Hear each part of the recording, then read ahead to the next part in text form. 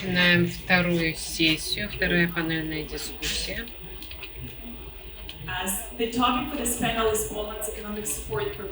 Тема этой дискуссионной панели — экономическая поддержка Польши для Беларуси. Представляю наших докладчиков: Конрад Павлик, замдиректора Департамента экономического сотрудничества Министерства иностранных дел Польши; Богуслава Рудецка, старший консультант Центра стратегических инвестиций Польского агентства по торговле и инвестициям; Мартин Новацкий, вице-президент Союза предпринимателей и работодателей Польши, ZPP по-польски; Матей Фальковский, глава отдела двусторонних экономических отношений, Департамент торговли и международного сотрудничества, Министерства развития и технологий Польши. Добро пожаловать! Огромное спасибо за то, что вы принимаете участие в этом форуме. Это очень важно для всех предпринимателей из Беларуси. И сейчас будем обсуждать поддержку, которую предоставляет Польша белорусам, и потенциальная поддержка в будущем. Начнем с вас, Конрад. Я знаю, что вы работали в рамках этой команды, которая инициировала 3 миллиарда евро, которые обещаны Беларуси, когда Беларусь станет демократической страной. Расскажите несколько слов, как это выглядело и что вы думаете про эту программу. Огромное спасибо. Позвольте поблагодарю вас за то, что меня пригласили участвовать в этой дискуссии. Мне очень приятно, что можем обсуждать темы, связанные с экономическими реформами в Беларуси. Министерство иностранных дел Польши при поддержке других министров разработало концепцию экономической поддержки для демократической Беларуси. В конце августа прошлого года появилась эта идея впервые. План был разработан в ответ на репрессии по отношению к жителям Беларуси в августе 2020 года, репрессии со стороны белорусского режима. И мы хотим показать людям из Беларуси, что есть экономическая альтернатива, что то, за что они боролись, выходя на улицу, это возможно. План для демократической Беларуси во время саммита Вышеградской группы в начале сентября, 11 сентября 2020 года прошел этот саммит. Другие страны Вышеградской группы поддержали нам, и потом все 27 стран Евросоюза поддержали эту инициативу. В заключении Европейского совета в октябре прошлого года это нашло свое отражение. Совет при сотрудничестве с Еврокомиссией разработали планы. В конце мая текущего года комиссия объявила, что план готов к внедрению, и это вкратце история создания данного плана. Теперь расскажу про то, как мы разрабатывали эту инициативу, план экономических реформ в Беларуси. Цель на тот момент состояла в том, чтобы представить положительную альтернативу гражданам Беларуси по сравнению с той стагнацией, которая наблюдается в Беларуси. Это поддержка по системному преобразованию в Беларуси после того, как будут проходить демократические изменения в стране. С другой стороны, это своего рода дорожный знак, предложение Евросоюза, адресованное белорусам после политических изменений и преобразований в стране. Предусматривается, что план предоставляет немедленную финансовую поддержку и всеобъемлющую поддержку по стабилизации экономики, реформированию институтов, чтобы они могли работать на благо населения. Есть также инвестиционный пакет, который мы предусмотрели с самого начала, работая над формулировкой плана. Инвестиционный пакет означает, что это примерно 3 миллиарда евро, о чем мы слышали во время предыдущей сессии. Наша идея состояла в том, что вот этот размер финансовых ассигнований может поддержать структурные реформы. Это достижение верховенства закона, реформа судебной системы, изменение системы управления в стране, построение человеческого капитала, человеческих ресурсов для того, чтобы продвигать реформы в стране, модернизация инфраструктуры, стимулы для того, чтобы осуществлять переход к цифровой и зеленой экономике, что очень важно в рамках повестки всех стран сегодня в регионе. Сегодня мы говорим про 3 миллиарда. Но ничего не дается однажды и навсегда. Поэтому, если политические и демократические, политическо-экономические изменения случатся, то что принцип, конечно же, будет применен. По моему мнению, чем больше реформ будут происходить, тем больше поддержки это будет означать. Не просто эти 3 миллиарда евро. Мы часто называли, когда мы продвигали план демократии, его часто называли планом Маршалла для Беларуси. Но причина очень проста. И историческая в том числе. После Второй мировой войны страны Варшавского блока, такие как Польша, например, негоциировали, приняли участие в переговорах о плане Маршалла, но ни Польша, ни Беларусь не смогли принять участие в плане Маршалла. И эта история, которая, в общем-то, поддерживала нашу работу над планом, мы хотели несколько факторов принять во внимание. Некоторые из них мы смогли принять во внимание, некоторые, возможно, не в данный момент, но в любом случае это нам помогало. Спасибо, Конрад. Если мы продолжим эту беседу в Европе, принимая во внимание опыт Польши в экономических реформах, которые случились на ее территории, что вы думаете, что будет самым важным фактором для Беларуси для того, чтобы преодолеть существующий технологический разрыв? Когда мы смотрим на наши предприятия, которые в основном государственные, плохо оборудованные, устаревшие, часто оборудование еще с советских времен. И мы знаем, что если мы сохраним эти предприятия, то нам надо будет их модернизировать в любом случае. Какие у нас есть возможности? Что говорит ваш опыт? Ну, давайте я начну вначале с историческими размышлениями. Но это важно для нашей сегодняшней дискуссии, для нашей панели и, возможно, для вопросов, которые вы зададите. Когда мы 30 лет назад начали, наш регион начал экономические реформы, и мы были примерно на одном уровне. Уровень ВВП, то есть валового продукта, не сильно отличался от ВВП на душу населения в Литве, Латвии и Беларуси. Сегодня разница очень большая. Экономическая разница между странами, те, которые являются членами Евросоюза и не являются, как Беларусь, очень большая. И это я должен прокомментировать, что это несчастье. То есть наша страна выбрала курс, ориентированный на Евросоюз, экономические реформы. Мы в том числе взяли курс на сотрудничеством, например, с Мировой торговой организацией.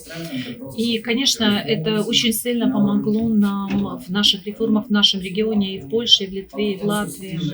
И также это простимулировало наш экономический рост. Но, тем не менее, самое важное, что случилось в нашей стране в плане перемен, это, мы можем сказать, что знаменатель нашего роста и наших стран рядом. это все-таки были наши собственные реформы. И у нас были основные цели. И эти цели нужно обязательно на них обращать внимание. Во-первых, децентрализация, приватизация, право и, наконец, правила свободной торговли. И только так мы становимся частью мировой торговли. То есть не просто какой-то частью, маленьким каким-то сегментом, а действительно полноправным членом. То есть мы стараемся везде и старались придерживаться рыночной экономики. Вы уже упомянули это, вы упомянули проблемы государственных предприятий, и мы понимаем, о чем идет речь. Это непрозрачные механизмы, существование на субсидиях. И причем субсидии могут быть разные, они могут быть и прямые, и косвенные, и мы понимаем, что от этого всего нужно избавляться. Мы с этим тоже сталкивались. И, пожалуйста, по моему мнению, то, что происходило в последние 30 лет в Беларуси в плане реформ, это либо было их отсутствие, либо только частичное какое-то применение. Да, давайте возьмем статистические данные, скажете вы мне, но статистические данные не всегда отражают настоящую картину, но часто они и показывают то, что происходит. Давайте посмотрим на данные апреля 2021 года. Давайте посмотрим покупательскую способность ВВП в Литве и в Польше. Посмотрите, это от 35 до 49 тысяч долларов. А в Беларуси это 20 тысяч долларов. То есть надо сказать, что Беларусь как будто она посередине, либо остановилась в середине своего 30-летнего путешествия, которое мы, в отличие от Беларуси, продолжили, довели до конца. Поэтому в заключение я бы хотела сказать, что самая важная вещь – это ваша решимость и последовательность в том, как вы проводите реформы. Если вы начинаете реформы, пожалуйста, их нельзя придержать. Но это будет нелегко, это стоит. Но у успеха лучший вкус. Тем не менее, смотрите, например, приватизация и более открытая торговая политика. На короткий период это будет определенное социальное потрясение. Но и это самое сложное на самом деле. Но то, что вы получите в результате, и то, что у вас есть сейчас, у вас очень хороший есть актив. Это хорошо образованные люди. Они предприимчивы. И самое главное, они трудолюбивые, они тяжело работают. И поэтому мое мнение, вот мой личный взгляд, потому что я работала в Беларуси, я уверен, что это и станет такой силой, которая будет двигать перемены в вашей стране. Я говорю об экономике, но это будет для всех экономических реформ. А как только реформы станут возможными, я уверен в их успехе, несмотря на все препятствия, которые, конечно же, будут у вас и были у нас. Это очень оптимистично. Не хотели бы вы, Мартин, что-то добавить? Да, я бы хотела просто добавить такой маленький комментарий от меня. Говоря о приватизации, вы должны иметь в виду такой урок, который мы выучили в нашем регионе. Россия, Украина, Молдова, но даже Чехия.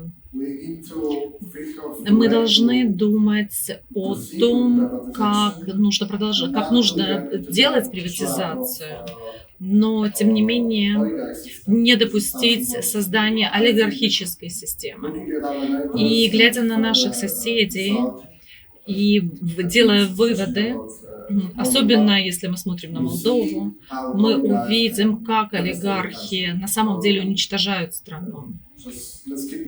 Поэтому, пожалуйста, обращайте на это внимание. Олигархическая система только на востоке Польши. Я должна сказать, что люди моего поколения, мы все помним, что как в начале 90-х годах, когда множество продуктов из Беларуси отправлялись в Польшу, как белорусы зарабатывали на торговле с Польшей. И посмотрите, как сейчас, через 30 лет, абсолютная ситуация другая, абсолютно другой экономический уровень. Сейчас все наоборот. Все польские товары отправляются в Беларусь, и не так много белорусских товаров находятся на полках в Польше. Посмотрите, стандарты, жизненные стандарты очень сильно изменились. Я могу сказать вам, даже из моего личного опыта, 15 лет назад, когда я была в Варшаве, и сейчас это как два разных города. Да, сейчас Варшава выглядит как настоящая европейская столица, похожая на Берлин, Париж и другие. Я очень счастлива за Польшу, и я бы хотела, чтобы Беларусь последовала за Польшей однажды.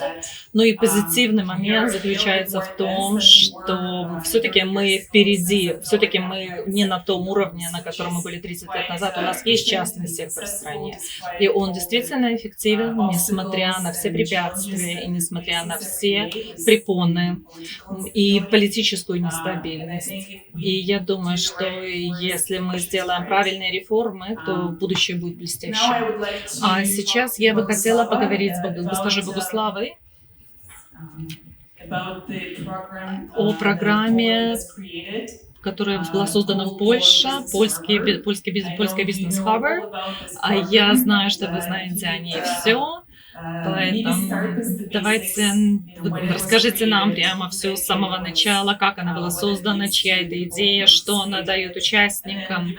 И дайте, может быть, нам какую-то статистику о том, сколько белорусских бизнесов действительно приняли участие, какие результаты и какие успешные кейсы вы можете привести.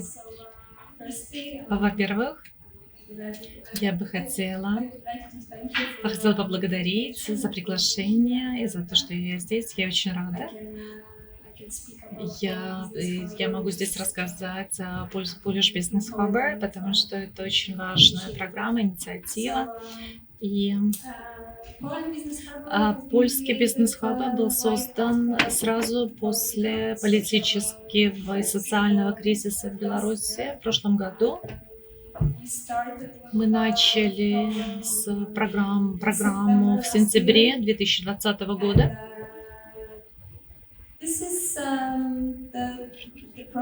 Программа – это на самом деле совместная идея нескольких институтов, нескольких министерств, Министерства иностранных дел, Министерства развития и технологий, Польского агентства по инвестиции и торговле, а также был вовлечен польский стартап-хаб «Союз», а также много других ассоциаций. Поэтому отцов-основателей достаточно много у этой инициативы. Есть 3 пути, по которым белорусские специалисты могут участвовать в программе. Ну, в основном это для IT-специалистов, а также для стартапов и для компаний, больших и средних, которые полностью переезжают. И они не только из IT. То есть таким образом мы способны релоцировать IT-компании, но не только IT-компании. Основная идея программы – создать безопасную гавань для специалистов, которые могут приехать в Польшу и которые могут развить свои идеи, таланты здесь, в Польше. Я думаю, что это также очень хорошо для компаний,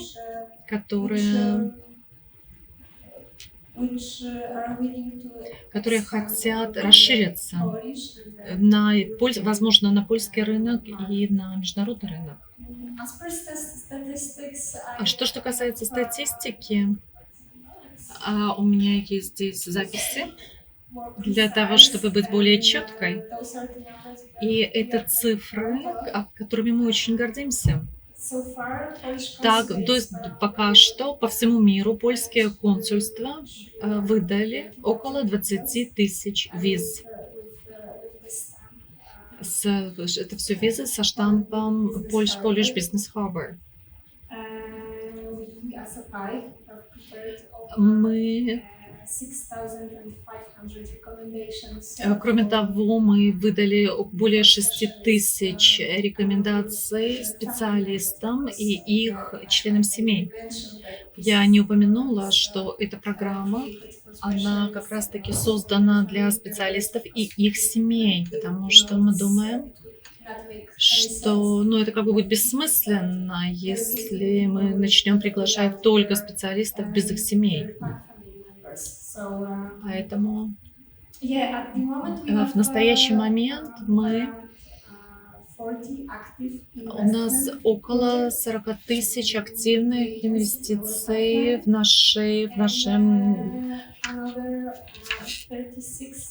в разработке, и более 6 тысяч проектов были успешно развиты, и они уже работают в Польше. И мне кажется, что это по-настоящему потрясающая цифра. Они объявили, что общая цифра инвестиций 73 миллиона евро, и они планируют нанять около 4000 людей. И мне бы хотелось упомянуть, что еще около 50 стартапов также получили поддержку в стартап-хабе в Польше, там, в частности, в программе менторинга и адаптации. Я не уверена, я не уверена, что я ответила на все ваши вопросы, почти. Еще один вопрос. Можете ли вы дать нам пример, который скажет нам об успехе программы? Может быть, какая-то большая компания, либо, возможно, какой-то IT-специалист, который... Просто опишите, как это работает на примере. Что если кто-то, например, в Минске, и это человек либо IT-специалист, либо компания, и она хочет приехать в Польшу, что ей нужно сделать? Я, наверное, не буду рассказывать деталей слишком много, но процедура очень простая и очень открытая. Достаточно связаться с нами, и затем вы просто должны предоставить список ваших специалистов, которые хотят релоцироваться, и мы предоставим наши рекомендации министерству, и затем это все будет отправлено в соответствующее консульство. И когда мы говорим о Беларуси, с вами свяжется консульство напрямую. Если мы говорим о других 5 странах, которые участвуют, вам нужно самим связаться с консульством. И, может быть, это звучит немножко сложно, но поверьте, это очень прозрачная и простая процедура. И вся процедура занимает 2-3 недели от контакта с нами до получения визы. И здесь я бы хотела выразить мое уважение, мое восхищение Министерству иностранных дел, потому что благодаря их сотрудничеству с ними, между нами, между нашими агентствами и ими, мы смогли выработать такие замечательные результаты. Я думаю, что вы также спросили меня о хорошем примере. Да, конечно, они у нас есть, у нас их много. Может быть, я не смогу упомянуть всех и по имени, потому что это в том числе безопасность. У некоторых компаний по-прежнему головной офис в Минске, Беларуси,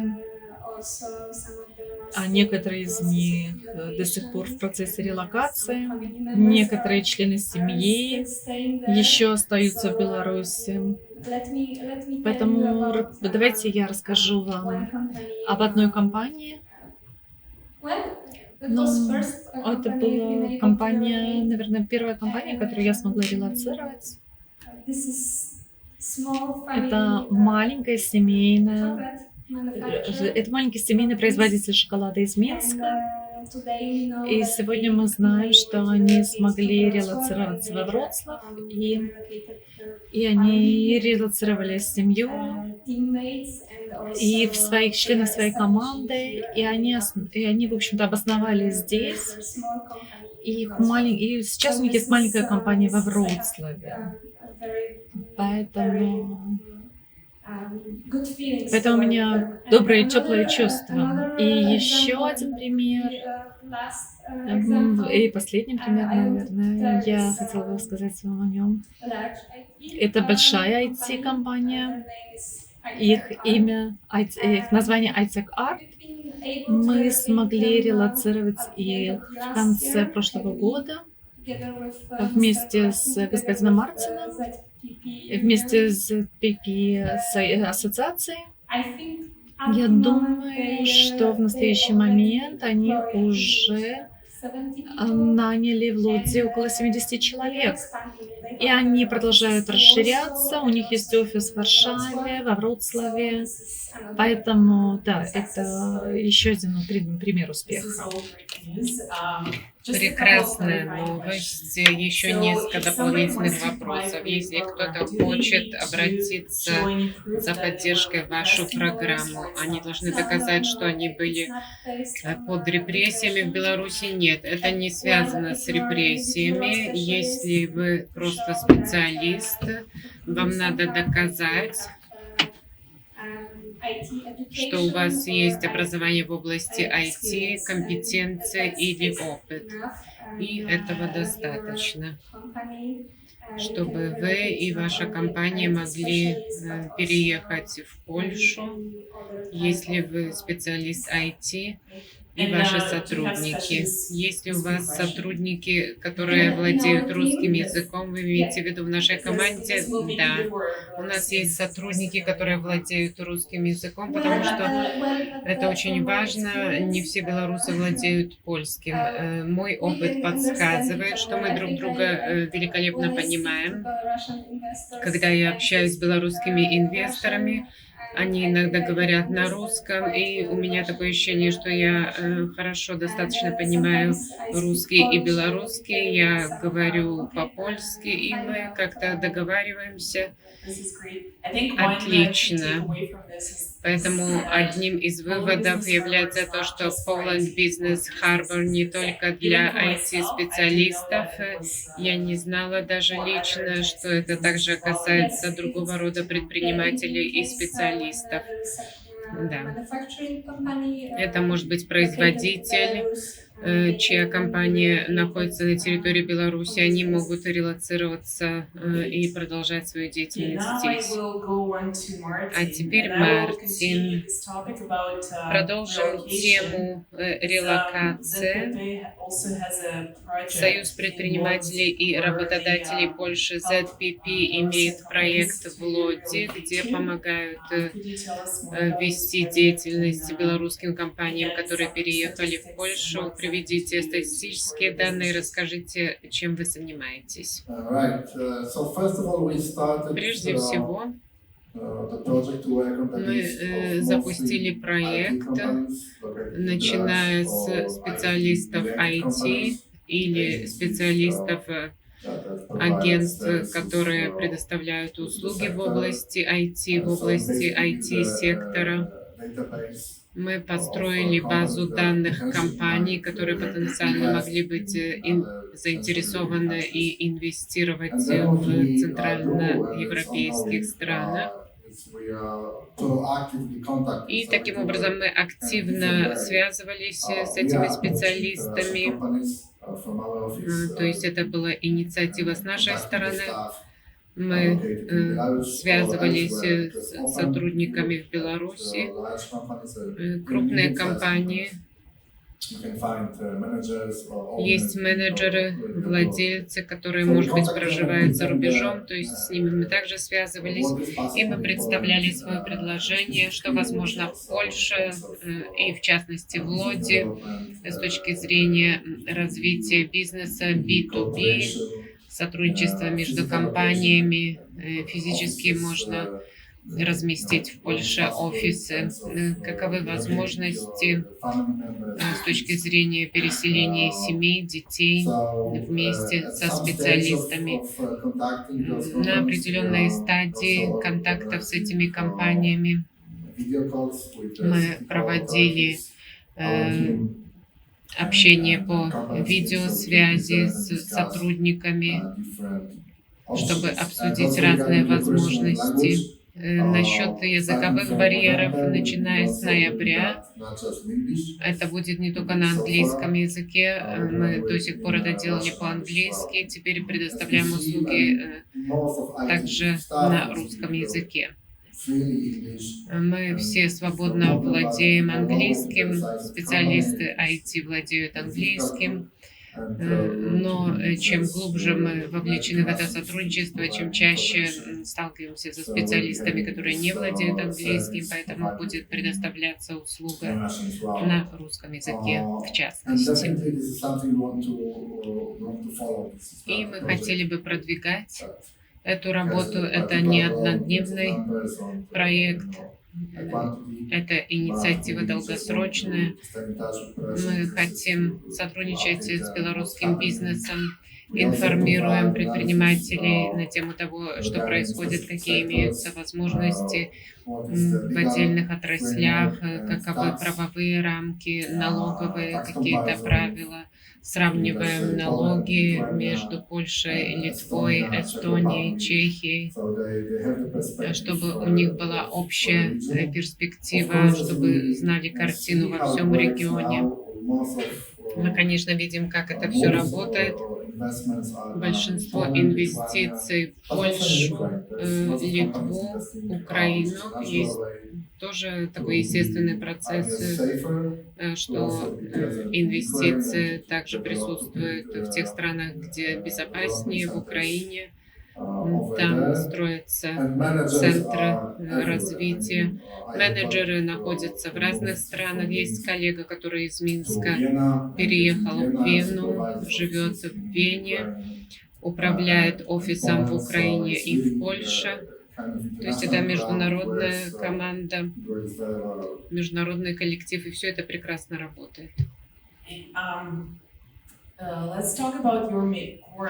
Давайте теперь пообщаемся на тему вашей деятельности. Что представляет собой основу вашей деятельности? Вы Союз предпринимателей и работодателей Польши. В Беларуси такого типа организация обычно спонсируется государством. Это своего рода государственные структуры. Как это выглядит в Польше? Расскажите, чем это отличается от ситуации в Беларуси и какие имеются полномочия и функции у ваших сотрудников и у ваших членов Союза. Не хочу оценивать ситуацию этих организаций в Беларуси. Я знаком с ними, мы сотрудничаем в какой-то мере. Я не уверен, что они ориентированы на государство. Они приезжают в Польшу, и у нас есть контакты. В Польше, как это выглядит, организации работодателей в большинстве европейских стран занимаются лоббированием. Мы группа интереса. Мы общаемся с правительством, с парламентом, лоббируем наши интересы с разного рода ведомствами, агентствами, учреждениями, представителями госуправления. Связываемся для того, чтобы обезопасить интересы нашей группы, чтобы правовая система, законодательная система в Польше или же в другой европейской стране является соответствующей, дает нам возможность конкурентоспособности, что у нас есть возможность вносить капиталовложения. 80% того, чем мы занимаемся в Польше, это лоббирование, это policy making и коммуникация. Мы этим занимаемся, и мы также информируем членов нашего союза, а также общественность на тему того, чем мы занимаемся. Если взглянуть на то, как разного рода положения применяются в Польше и в Европе, вовлечена в это публичная дискуссия по вопросам налогов, урегулирования, все, что влияет на конкурентоспособность польской экономики. Мы этим занимаемся в Варшаве и в Брюсселе. У нас тоже есть команда, которая представляет нас в Брюсселе. Я еженедельно, по крайней мере, один день провожу в Брюсселе. Этим мы отличаемся. Несколько лет, 10 лет я занимаюсь сотрудничеством с Белоруссией. Несколько лет тому назад тоже встречались организации, отдельные лица, которые были активны с точки зрения публичных дебатов. Но в случае авторитарного режима, конечно, сложно быть группой интересов, сложно заниматься лоббированием, потому что тогда вы против того, что происходит, а это сложно.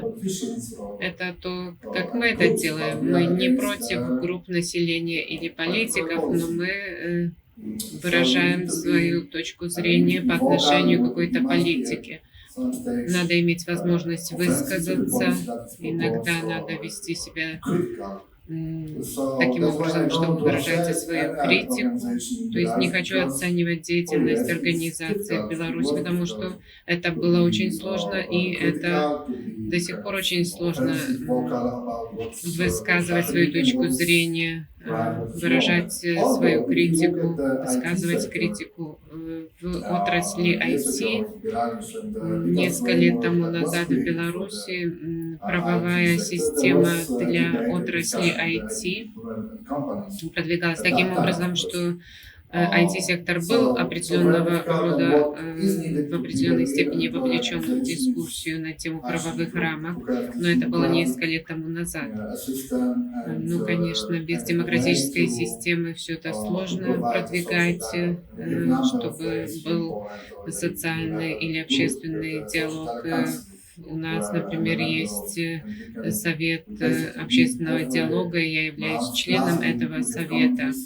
Мы встречаемся раз в месяц, у нас есть комитеты, мы работаем с профсоюзами, с правительством, обсуждаем целый ряд вопросов, можем что-то критиковать, можем выдвигать собственные предложения, предлагать какие-то свои решения. То есть вот этот демократический подход в рамках системы, в которой уважается общественный диалог, это должно присутствовать, чтобы можно было заниматься такого рода деятельностью. Я полностью с вами согласна. Сложно сравнить с ситуацией ассоциации в Беларуси, где нельзя свободно высказывать, выражать свою точку зрения и критиковать правительство, иначе вас будут преследовать. Матей Фальковский, хочу задать вам вопрос. Вы отвечаете за двустороннее сотрудничество, в частности, между Польшей и Белоруссией. Вы занимаетесь двусторонними экономическими отношениями. Расскажите про историю этих отношений, про их текущее состояние и сравните это с общением с другими соседними странами ЕС и Украиной. Спасибо большое. Прежде чем я отвечу на ваш вопрос, я бы хотела начать с мыслями о названии нашей панели. Звучит так: экономическая поддержка Польши для Беларуси. Конечно, если мы понимаем Беларусь как белорусское государство, то в настоящее время сейчас нет поддержки от Польши для Беларуси, для белорусского государства. До кризиса, до выборов, конечно, у нас были контакты с белорусской стороной, у нас были встречи, визиты. Мы принимали участие в экономических форумах, но сейчас это все закончено. У нас нет этих контактов, поэтому в настоящее время мы можем говорить только о польской поддержке для общества, для компаний. для демократической оппозиции. И сейчас о экономическом сотрудничестве между Польшей и Белоруссией. Если мы смотрим на цифры, на данные, мы можем удивиться, потому что они не настолько плохи, несмотря на политический кризис, несмотря на все, что сейчас происходит. И нам следует помнить, что да, есть санкции, но мы также следуем помнить, что эти санкции, они против режима, против компаний и людей, которые связаны с режимом.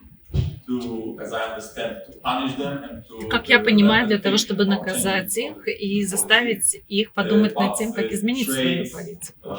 Но торговля, экономические контакты между частным сектором Польши и Беларуси, они более или менее свободны. Поэтому вы увидите это в цифрах. Начиная с 2016 года мы наблюдаем стабильный рост в торговле между Белоруссией и Польшей. Товарооборот начался с 2,1 миллиардов долларов в 2019, и это был на самом деле пик. На пике было 3,2 миллиарда долларов. Польский экспорт каждый год рос, и каждый год был выше, чем импорт, но обе цифры росли, товарооборот рос. В 2020 было резкое падение до 2,9 миллиардов долларов. И я думаю, что это в основном из-за внутренних экономических проблем Беларуси. И, конечно, из-за ковида, из-за пандемии. Что мы видим сейчас? Мы видим рост. Мы видим экономический рост. Мы видим рост торговли. Если мы сравним с прошлым годом, рост составил около 34% в товарообороте. То есть это показывает нам, что Польша и Беларусь, они как естественные экономические партнеры. И мы надеемся, что также будет в будущем. Если в Беларуси будут перемены, если будут реформы, мы уверены, что есть большой потенциал для прогресса в экономических отношениях. Вы также спросили о сравнении между польскими экономическими отношениями с другими странами. Я должен сказать, что Беларусь наименее важный партнер для Польши, если вы посмотрите на торговый баланс с партнерами. Когда мы говорим о наших соседях по Евросоюзу, это даже невозможно сравнить. Потому что самый большой польский партнер не только среди соседей, это Германия. И если мы посмотрим на данные с 2020 года, то товарооборот с Германией составил 125 миллиардов долларов. Следующее это Чехия, товарооборот с которой 24 миллиарда долларов. А потом Россия, это 19 миллиардов долларов, Словакия 11, Украина 9, Литва более чем 5 миллиардов долларов. И, наконец, последняя, Беларусь около 3, давайте скажем так, около 3 миллиардов долларов. Поэтому в настоящий момент это наименее важный партнер для нас. Но в сравнении с Украиной это хорошее сравнение, потому что количество населения, если мы примем во внимание население Беларуси и Украины, мы можем сказать, что эти цифры, в общем-то, подобны.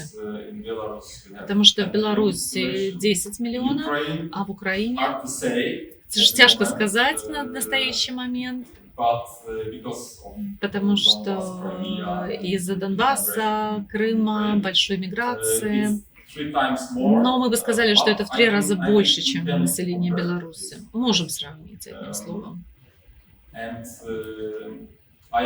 Я согласен с тем, что было сказано о реформах и о том, что как важно избежать олигархата. Но мне бы хотелось добавить одно замечание. Одно из условий для того, чтобы этого не случилось. Надо открыть страну для внешнего капитала, для внешних инвесторов. Если это не случится, то олигархия, то приватизация, она будет, если приватизация будет только внутри границ, то большинство бывших советских стран это, к сожалению, плохой пример, как, например, Украина или даже Армения или Молдова. Я согласна с вами. Лучше, чтобы разные страны и разные компании конкурировали за какое-то предприятие, чем просто пара человек, близкие к правительству, принимали решения. Это, конечно, правда. Конечно, справедливо.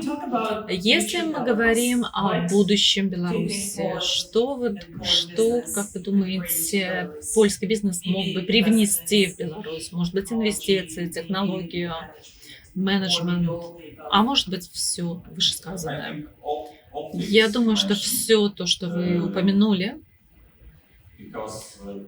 потому что Польша – это привлекательная страна для Беларуси. У нас мы наслаждаемся экономическим успехом. У нас хорошие условия. Уровень жизни гораздо выше, чем был. У нас сильная экономика. У нас сильные компании, предприятия. Мы хороши в новых технологиях, то есть абсолютно все это мы можем с вами разделить. Но я думаю, что говорить о реформах и о поддержке снаружи для страны, которая собирается пройти путем реформ, мы должны думать не только об этой поддержке, которая важна, и в случае Польши она была очень важна для перемен. Но мы также должны думать о возможностях и интересах, совместных интересах, взаимовыгодных интересах. То есть страны любят поддерживать другие страны, когда они видят интересы, возможности для себя, экономические, политические, но прежде всего экономические, конечно. И мы можем представить себе, глядя на Беларусь и Польшу, мы можем представить себе такие возможности и такие взаимные интересы в экономике с обеих сторон. Для Беларуси Польша может быть примером, и это было много рассказано уже. Почему бы нет? Но для польских компаний, для Беларусь интересно даже сейчас. Несмотря на все политические проблемы, несмотря на конфликт, польские компании и предприниматели, они говорят, что им нравится работать с Беларусью. У них нет больших проблем, работая там. Поэтому, если у нас есть реформы, если есть приватизация, если есть открытый рынок, то эти возможности, просто их будет еще больше. Для того, чтобы туда инвестировать, для того, чтобы даже просто заработать в торговле, либо просто в инвестициях в страну. Что также важно, я уже это сказала, но я бы хотела это еще раз подчеркнуть.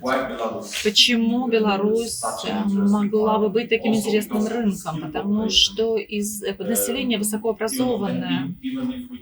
Даже если мы сравним с другими постсоветскими странами, это хороший пример. Относительно хорошая инфраструктура. И это тоже важно для инвесторов. И, конечно, географическое положение, она здесь, это всего лишь 200 километров от Варшавы. Это просто естественно, если в Беларуси будут реформы, перемены, польские предприятия будут просто думать об этом как естественном шаге, двигаться на этот рынок, получать опыт, зарабатывать. Почему нет?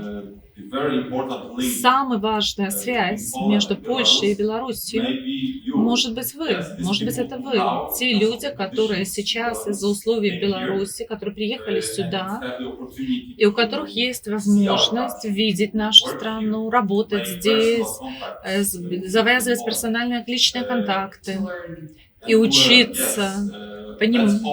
Давайте надеяться, что через краткое время люди, которые здесь сейчас, смогут использовать все это для того, чтобы вернуться в Беларусь, либо и начать там бизнес. И, конечно, это даст огромные возможности в будущем. Конечно, если будет перемена. Но в начале перемены. Я бы хотела пошутить насчет географического положения в школе. Нам часто говорили, в школе наши учителя учили нас, что Беларусь — это центр Европы. Вы должны это знать, что все белорусы искренне верят, что мы географический центр Европы. То же самое в Польше, то же самое в Австрии, то же самое. Мы делим эту мысль. И на самом деле то, что только что Матя сказал, это было очень важно. И я с вниманием слежу за тем, что происходит в Молдове. И самая большая проблема, которая есть сейчас у нового правительства, это отсутствие людей, отсутствие квалифицированной рабочей силы, людей, которые готовы и хотят вовлечься в перемены. Это замечательно, что вы все-таки поддерживаете связи между собой в Польше, в Литве, в других странах. Пожалуйста, оставайтесь организованными, продолжайте развивать связи между собой, развивайтесь как группа, так, чтобы вы могли помогать друг другу, для того, чтобы вы могли помочь с этим сложным переходом, который, конечно же, будет впереди у Беларуси. Дело в том, что для перемен нужны люди. И, конечно, люди должны быть и для того, чтобы перемены были на долгий срок. Поэтому посмотрите на Молдову, премьер-министр, президент. Они сейчас проевропейские, но у них нету людей, которые готовы в самой Молдове осуществлять эти перемены. То есть есть и финансы, есть то, что касается энергии, совсем будет поддержка, но нету людей, которые могли бы все это осуществить. Поэтому большое количество людей, организаций, которые во всех странах ищут людей в диаспоре в том числе. А мы говорим о том, что у нас огромная диаспора, и как только демократия будет в Беларуси, мы все поднимем руку и скажем, мы готовы вернуться в Беларусь. У меня больше нет вопросов, но если кто-либо из вас хотел бы еще сделать дополнение, пожалуйста. Просто маленькое дополнение о том, что было уже сказано в отношении товарооборота между Польшей и Белоруссией. Я помню, что 5 лет назад наше посольство в Минске организовало бизнес-семинар вместе с Кейс Беларусь, экспертами, которые приехали в Минск и презентовали отчет, который мы хотели продемонстрировать более широкой аудитории. И один из вопросов, который был задан и который был исследован, это что бы случилось, если бы торговая политика Беларуси изменилась в сторону открытости. Результат был, что частичное открытие, которое не такое, как сейчас, приведет к почти удвоению товарооборота между странами. А вот если это будет полное открытие, как сделала наша экономика, например, в конце 90-х годов,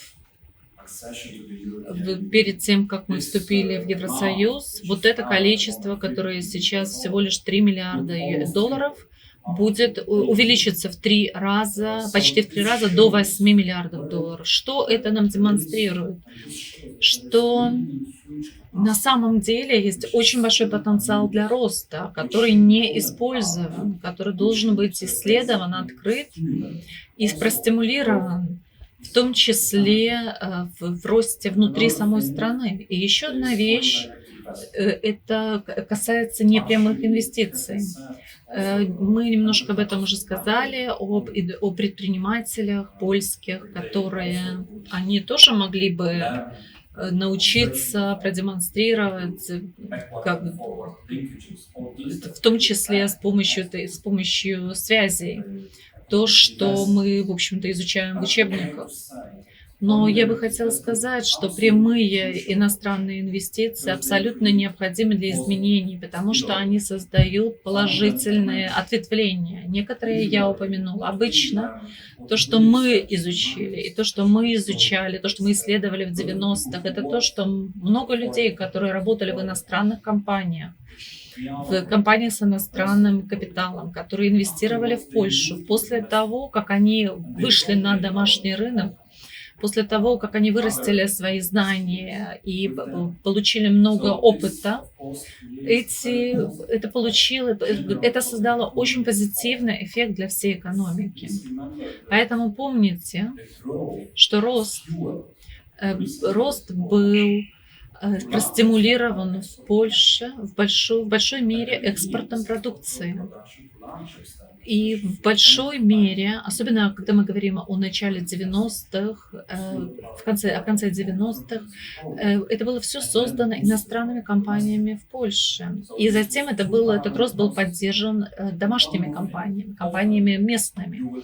Поэтому помните, вы услышите на государственном телевидении, что есть также негативные эффекты от прямых иностранных инвестиций.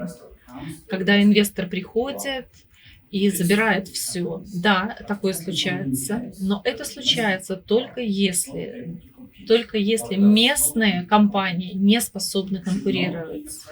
Не надо бояться конкуренции. Конкуренция – это что-то, что объясняет, собственно говоря, принципы свободного рынка. Не надо бояться.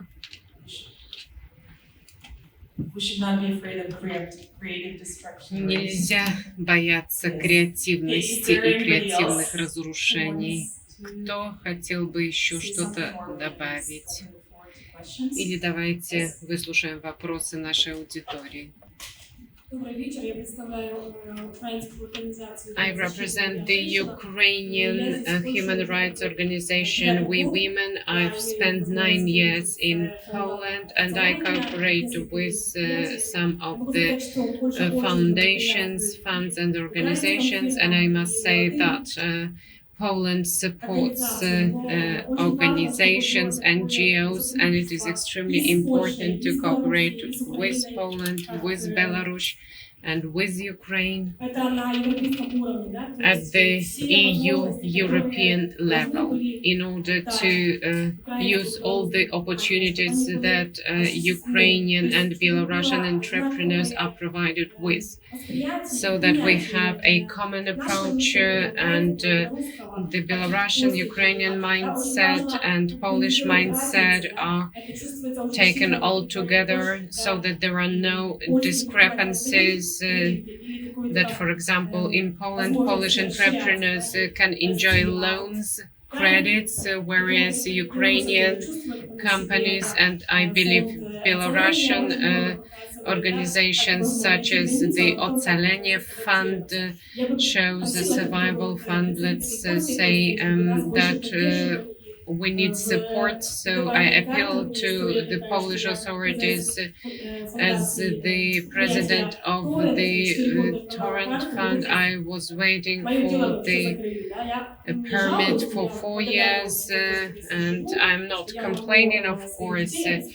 I'm happy I live in Poland and I can support my children, but I would like to enjoy more support, more loans, and I hope for the assistance on behalf of the EU. This EU European support is extremely important. Polish banks, Polish governments, Polish NGOs, please support us. And when we speak about cooperation with Belarus, this is yet another country that needs even more support compared to Ukraine. Ukraine has already enjoyed a lot of assistance, so please reformulate your assistance and cooperation with our structures, so that Polish banks offer transparent schemes to us, so that we can develop medium and small-sized enterprises and cooperate with other countries. I appreciate your assistance. It's getting better and better, and we are building the European society, and we hope to enjoy the same rights as Polish companies enjoy. Это скорее был комментарий, чем вопрос. Нужен ли перевод? Я полностью согласен. Я полностью согласен с тем, что вы сказали. Есть дискуссия между нами, между коллегами, между отдельными ведомствами по процедурам, которые у нас имеются. То, как мы относимся к иностранцам, у которых могут быть сложности с получением работы, с трудоустройством, с судами и так далее. Конечно, хотелось бы, чтобы наш подход был открытым, чтобы иностранцы без каких-либо ограничений, без каких-то дополнительных требований могли открывать компании, заниматься предпринимательской деятельностью в Польше. Мы общаемся с конкретными ведомствами, министерствами. У них имеется разная точка зрения. В рамках правительства тоже есть расхождение во мнениями среди разных министров, различных сотрудников на разных должностях. Например, когда мы даем разрешение на ведение бизнеса, независимо от страны происхождения, например, Украина, безусловно, но также и из других стран, чтобы была полная свобода пользоваться разрешением на работу в разных целях. Мы против такой системы, когда работодатели и сотрудники обязаны воспользоваться разрешением на работу, когда это дается конкретной компании, конкретному лицу. То есть мы занимаемся лоббированием, чтобы поменять этот подход, чтобы поменять целый ряд процедур, каких-то правовых положений.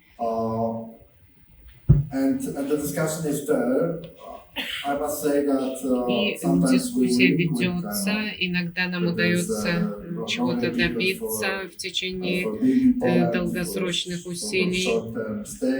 Есть вид на жительство, естественно, краткосрочные вот эти карты, но свобода трудоустройства ограничена пока что на территории Польши, особенно Министерство внутренних дел. Никто не присутствует из МВД в этом зале.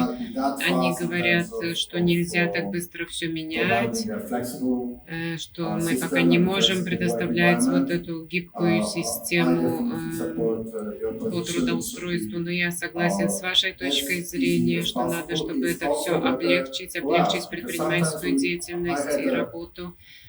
Это было бы проще для нас. Также я слышал со стороны политиков, что ребята, вы работодатели, вы не должны этим вообще заниматься, это не ваше дело.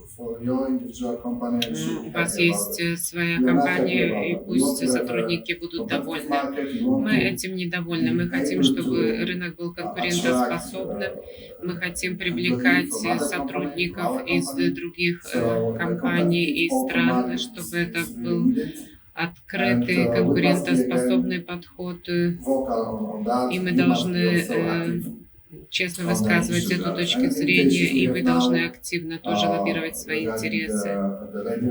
Говоря про рынок труда, прекрасная, великолепная работа была проделана Poland Business Harbor, потому что на самом деле мы трудоустраиваем специалистов, и надо им помогать, чтобы не было задержки в этом процессе. Другие вопросы.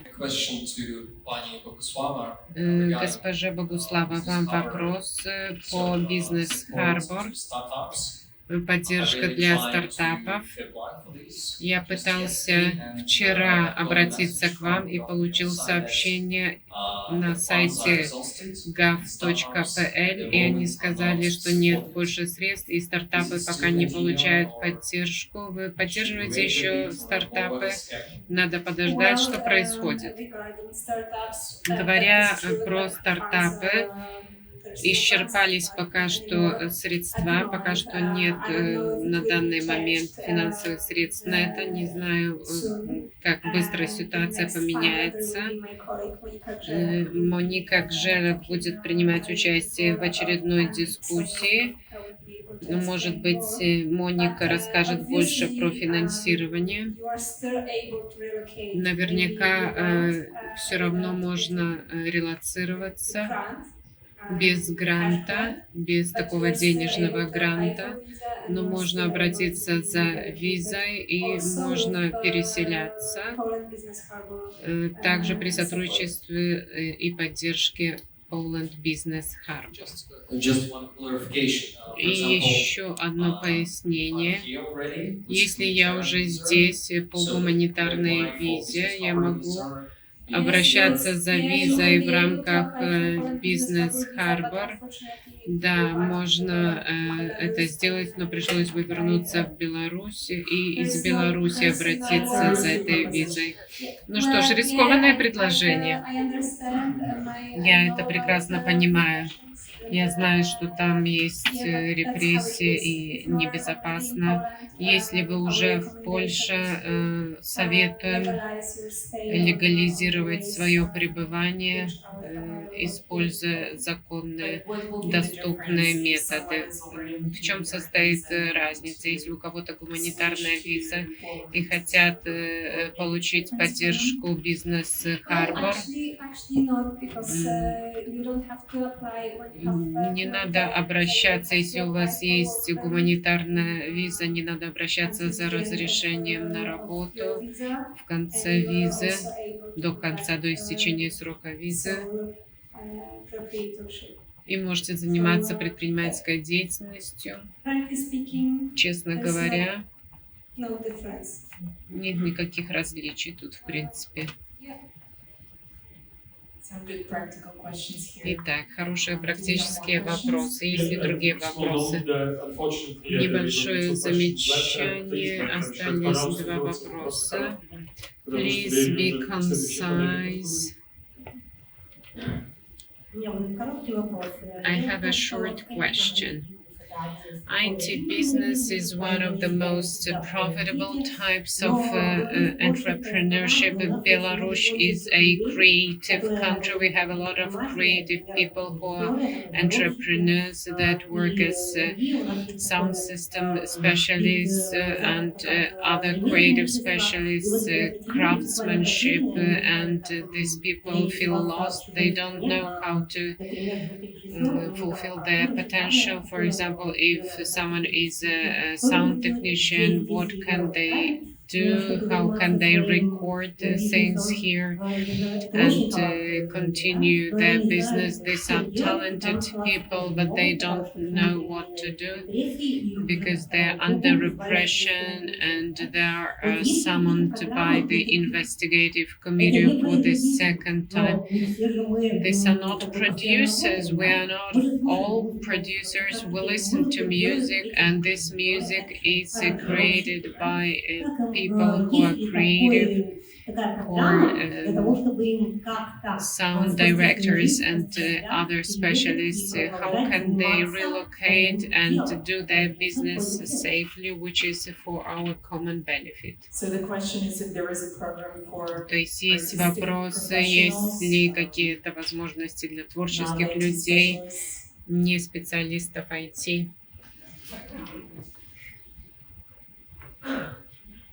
У меня микрофона не было. Цензура, наверное. I didn't have a mic. It was censorship. Let me say this way.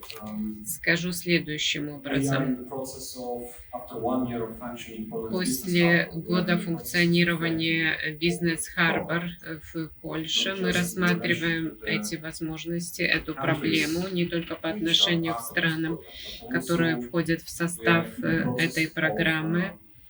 Мы находимся в процессе рассуждения на тему того, как помочь другим людям, которые занимаются предпринимательской деятельностью, но в другой отрасли, скажем так. Это тоже люди, которые что-то производят, зарабатывают деньги. Поэтому мы рассматриваем эти возможности.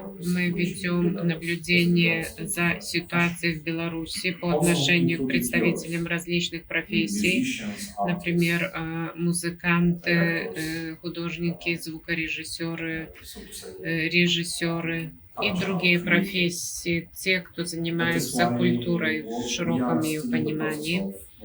Поэтому мы работаем над этим. Пока что не были приняты окончательные решения, кто и как будет включен в эту программу. Польское агентство по инвестициям и торговле занимается этими вопросами.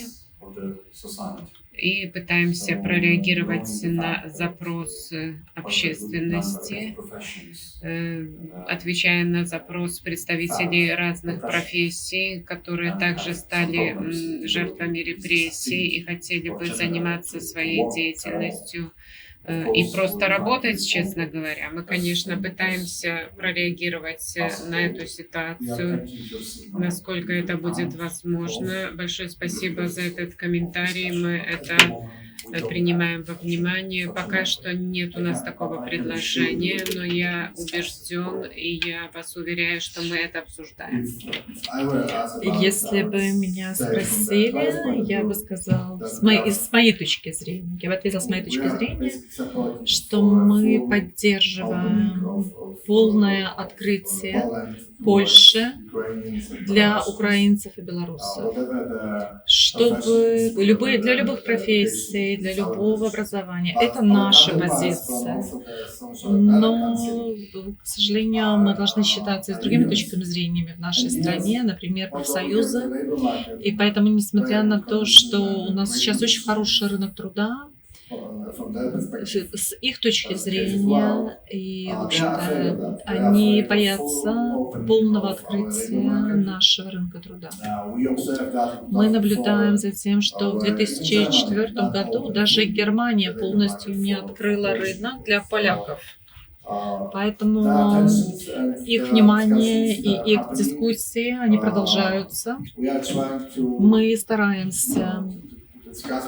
стараемся продолжать обсуждение с ними, убеждать их в том, что открытый рынок, и это замечательно, потому что у нас сейчас большой недостаток людей практически в каждом секторе, который у нас есть. В каждом секторе не хватает рабочей силы.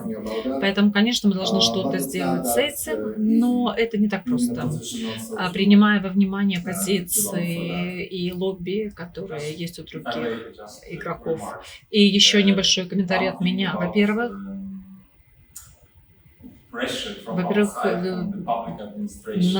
на наше правительство оказывается давление снаружи, и это очень важно. Это очень важный момент, потому что во всем мире государственное управление – это тяжелое такое для перемен структура, и которым надо для того, чтобы изменить свои какие-то взгляды, компетенции, требуется время.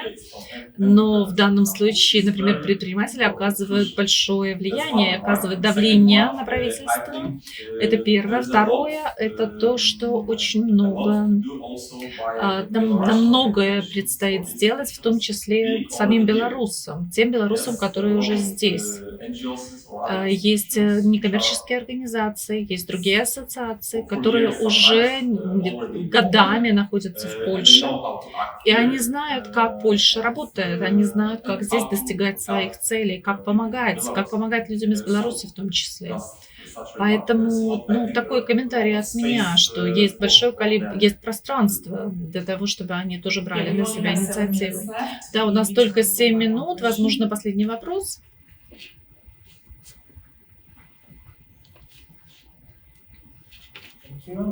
Спасибо. Меня зовут Арсений, я создатель и директор фабрики. Мы производители масок и респираторов, которые защищают людей от COVID-19. Когда речь идет о медицине, о медпродуктах, нам всегда нужно продемонстрировать, что мы безопасны для людей. И мы должны получить сертификаты для того, чтобы продавать свои продукты. Мы получили некоторую европейскую сертификацию для нашей продукции. Но давайте предположим, что мы переехали в Польшу, открываем новую компанию, и нам придется все начать с нуля, потому что нам придется получить новые сертификаты для нашей компании здесь, и это стоит много денег, и это занимает время. Но возможно ли каким-то образом получить эти сертификаты, базируясь на том, что сейчас уже есть у нас, то, что мы получили уже в Беларуси, потому что это тот же самый продукт, те же процессы, те же машины. И для того, чтобы получить помощь в этих вопросах, мне кажется, что нам действительно нужны какие-то контакты, возможно, Министерство здоровья, возможно ли сделать, например, использовать, даже польскую бизнес-харбор, либо любая другая программа, которая есть в Польше. Можем ли мы их использовать? Вы сейчас производите этот продукт в Беларуси? Я могу ответить вам сразу. Потому что это как раз-таки мой сектор, это сектор, которым я занимался годами. Вы должны быть зарегистрированы, и вы должны сделать сертификацию именно в одной из стран-членов ЕС. То есть, если это медицинский продукт, если это медицинское оборудование, в любом случае вы можете регистрировать его, и вы можете просто подавать на процесс сертификации в любой стране, Польша, Чехия, Нидерланды, и тогда вы сможете это продавать в любой стране Евросоюза, но вы не можете использовать ваш белорусский сертификат.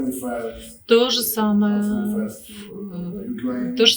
что это касается Украины, любой страны. Если это медицинский продукт, он должен быть зарегистрирован в Евросоюзе. Но вопрос был немножко с другой стороны. Есть ли какой-либо путь для облегчения этого процесса, например, для программы польского бизнес-харбор, либо как это может быть? Я думаю, что вопрос был в том, что сертификат уже есть, но он на белорусскую компанию, то есть можно ли его просто перевести, условно говоря, в Польшу?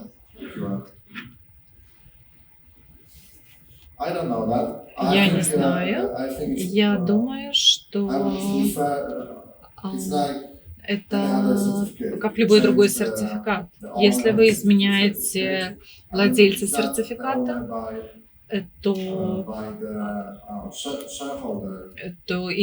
если вы меняете учредителей, вы начинаете новую компанию, вы должны снова это сделать. Лицензии, сертификация, это, в общем-то, для всех одинаково. То есть, если речь идет о конкретной компании, то я не уверен, конечно, на 100%, это сложный вопрос. Я не знаю, знаю, можете ли вы как бы передать это право на медицинский продукт, но тем не менее. Но мы можем помочь вам проверить эту информацию, выяснить. Наша организация как раз-таки этим занимается, и мы можем здесь вам оказать поддержку. Я думаю, что все, что наша панель закончена.